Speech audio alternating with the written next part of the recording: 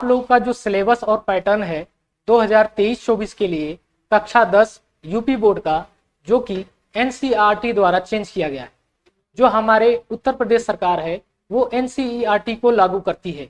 तो हम सिलेबस को डिस्कस करेंगे, बाकी इसके चैप्टर्स को हम धीरे धीरे पढ़ते रहेंगे।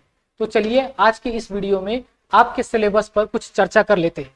तो जो आपका यूपी बोर्ड क्लास 10 का केमिस्ट्री का सिलेबस है वो इस प्रकार से है कि जो पहला चैप्टर है आपका, जो फर्स्ट चैप्टर है उसका नाम है रासायनिक अभिक्रियाएं और समीकरण।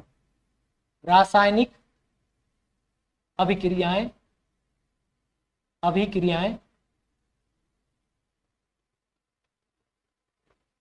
और समीकरण।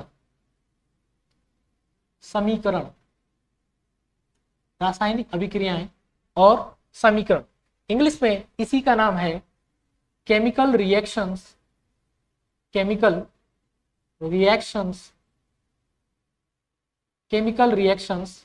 And equations.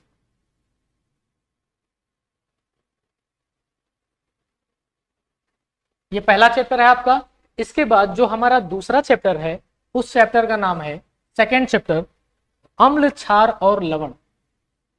अम्ल, क्षार तथा लवण। जो सेकेंड चैप्टर है वो आपका अम्ल, क्षार तथा लवण है। इसी को इंग्लिश में हम लोग कहते हैं एसिड, बेस एंड सॉल्ट। इसके बाद आपका जो तीसरा चैप्टर है वो है, थर्ड नंबर का जो चैप्टर है वो है धातु और अधातु। धातु और अधातु, मेटल एंड नॉन मेटल्स। जो चौथा नंबर का चैप्टर है वो है हमारा कार्बन और उनके यौगिक।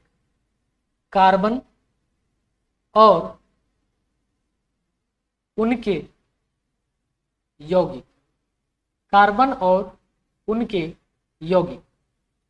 Carbon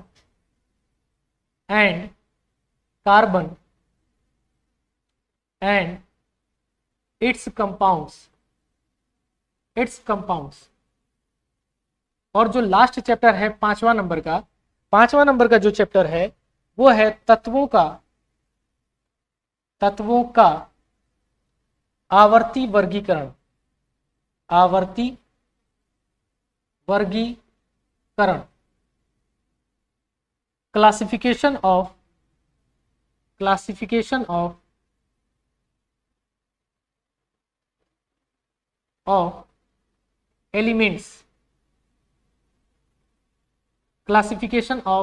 elements. तो ये जो 5 चैप्टर है वो आपके कक्षा 10 के यूपी बोर्ड केमिस्ट्री के सिलेबस के चैप्टर्स हैं। तो इनमें जो है पहला चैप्टर जो है इसमें ज्यादातर रासायनिक अभिक्रियाओं की बात की जाती है कि कोई रासायनिक अभिक्रिया किस तरीके से होती है, किस तरीके से बैलेंस होती है। इस चैप्टर में आपको ये मिलेगा।